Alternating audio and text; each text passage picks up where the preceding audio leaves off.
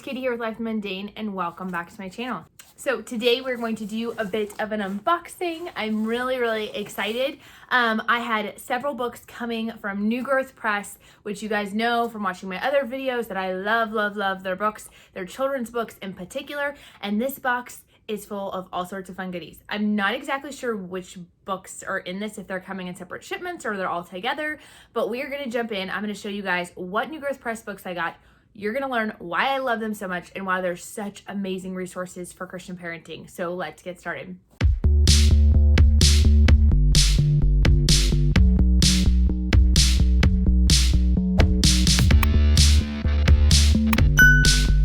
All right, so we've got our box. Let's dig into what's inside. I guess I should clarify as I'm opening this that New Growth Press is a publishing company that puts out fantastic resources for all ages. But in particular, I love their children's books.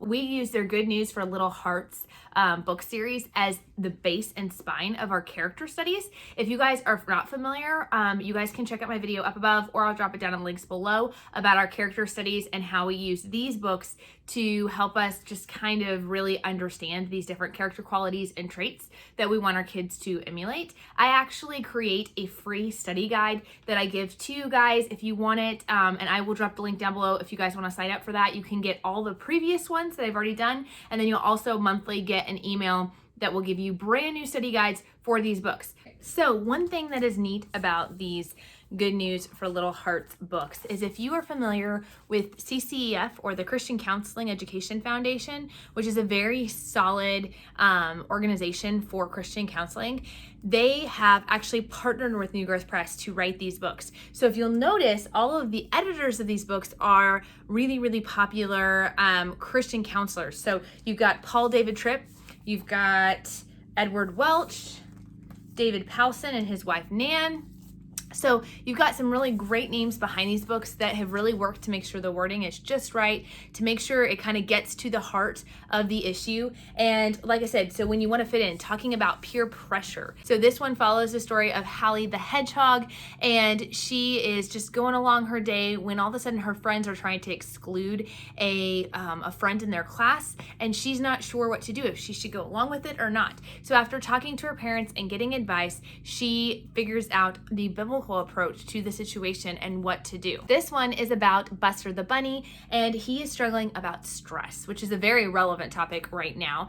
And for him, he's training for a race and he's working his best, but he is super stressed out about it to the point that he's thinking about bailing. He's thinking about quitting altogether. And it's talking about learning to deal with stress from the inside out. And finally, you've got Caspian crashes the party when you are jealous.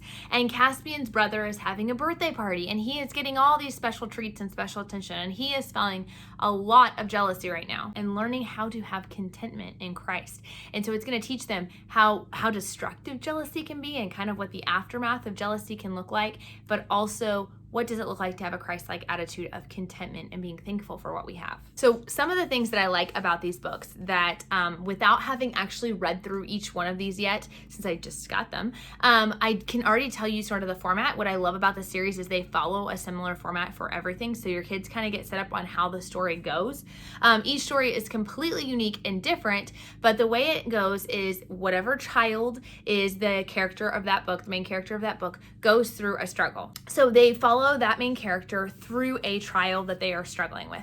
That child will go through it, they'll kind of deal with it in their way, which is usually not a Christ-like way, and then they will be talking to an adult. It could be a coach, it could be a teacher, it could be a parent, it could be a grandparent, whoever it is, someone in their life who is older and wiser than them. They will talk to them about their problem, tell them what's going on, and they will get advice from them, usually in the form of something written down that they will pass on to that child. So it could be a little note card, it could be a post-it note, it could be a Bible verse or a saying, something, some nugget of truth that they are passing on from one generation to the next. And I just love this concept because, first of all, it teaches our kids that they can come to us and talk about these topics and that we should have these conversations with our kids. Second of all, it's giving that really biblical mentality that the Titus 2 concept and others, where the older our are working with the younger, right? The wiser in their faith are working alongside, coming alongside, and mentoring the younger ones.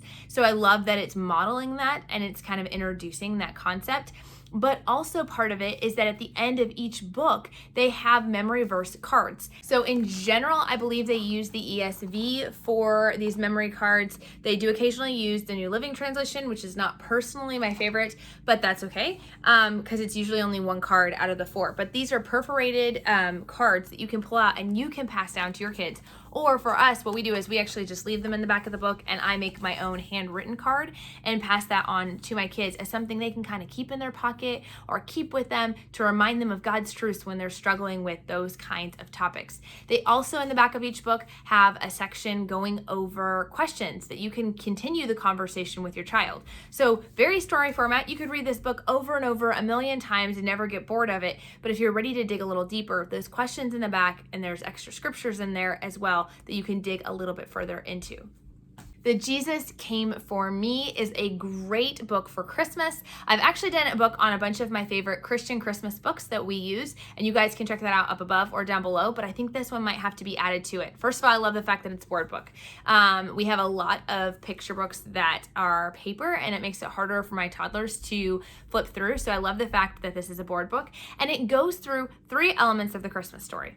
It starts with Zechariah and with him waiting for the coming Messiah and him waiting for the birth of his son and him waiting on God. Then it talks about Jesus coming and his actual birth and that prophecy being fulfilled. And then it wraps up with talking about the 3 kings or the wise men that came to Jesus. Not at the stable, but afterwards, as the biblical account states. And it goes through with that and talks about how they brought gifts, and really Jesus is the best gift we can get on Christmas. So I love the fact that they kind of take those elements with it and they have a little lesson for each one. Sometimes we need to wait on the Lord. We need to be patient and wait for him, but he helps us to wait. Then talking about how he fulfills his promises and his prophecies and how he came to save us and kind of sharing the gospel with kids.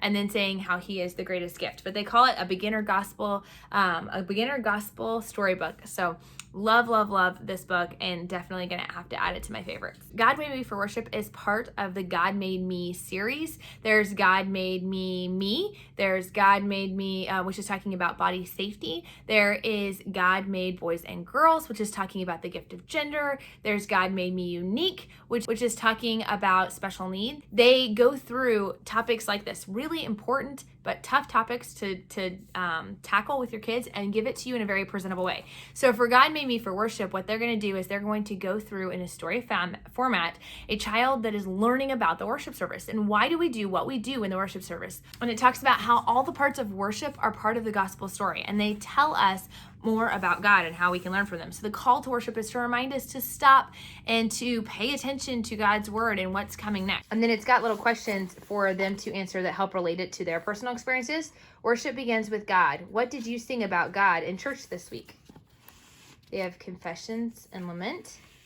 So saying I'm sorry, asking God for forgiveness. Is there a sin you need to confess today? So I love these tabs. Words of assurance. What good news did you learn today about how Jesus saves us? The welcome. Who did you talk to during welcome time at church this week? So our church does not do a welcome time or passing of the peace or whatever you want to call it. Different churches call it different things. We do not do an official time during the service, but it's still good to learn about because the kids, when they go to their uncle's church or sometimes other people's churches, they do this, and so they've been confused. They've been like, what is this? So it'll be great to learn about what this is and how it's used in the service to worship God. Ministry of the word and the preaching, and again, those tabs to ask them, what is communion and how does that work? Obedience, our tithe, how does tithe play into it? What is the benediction? Worship doesn't stop because you're going home. And it talks about what the benediction is. And then in the back, it has a guide to help teach you how to teach your kids to participate in worship and be present and not just get through it with them, but actually teach them to be a part of it. And the final one is the wonderful Ancient Psalms Ever New. So this is written by Marty Mikowski, who is the same author who wrote Theology, which is a really popular book. And he did a great job with that one, going through the catechism. And this one, though, is going through the Psalms. And so they've taken a selection of Psalms and gone through, and you read the Psalm with your child. Then they have an excerpt here in the book and a devotional to go along with that, and then some way to apply or discuss that. So it's really teaching them how to dig into the Psalms for themselves, how to understand it and appreciate it while you're going through this with your. All right, so he has beautiful illustrations, which is one thing I absolutely love about his book. You can see there is a lot of topics covered. And then section 1 is book number 1, Psalms 1 through 41, King David's songs. And so it's got the psalm here, got a devotional for it, talking about the tree planted by streams of water, and then a closer look. Consider keeping a journal for your exploration in the Psalms. With each new entry, write down the psalm number that you learned about and what you learned about God in it, and what you learn about yourselves. You can start today by asking God to help you become like righteous person in the Psalms. Okay, and then going deeper in the appendix, they have book 1, book 2, book 3, book 4, and book 5, which have the different Psalms divided. And it said there's so much to study, it's too much to study all at one time. So they have 5 Psalms from book 1. So they've selected 5 Psalms from that first section, and they give you the key idea. They give you questions to answer about it, and kind of how to dig deeper into those a little bit. So you can use those with your kids as well. Kids, this would be great to do for your Bible time if you guys need something for that. For us, we have something we do for our formal Bible time, but I would love to do this as a lunchtime devotional and to read one of these at lunch while the kids are eating each day. I think that would just be really great. They can be done very, very short pockets of time, 5, maybe 10 minutes altogether. And so it's great for something like that. Or you could sit down and just read several. I know several people who use his other book as like a bedtime story, and you could do that with this as well. But such a great way to instill really godly, good truths into your kids in very easy to bite off chunks in a way that is worded where they can understand and really grasp what's going on. So thank you all to New Growth Press. I appreciate you sending me these books.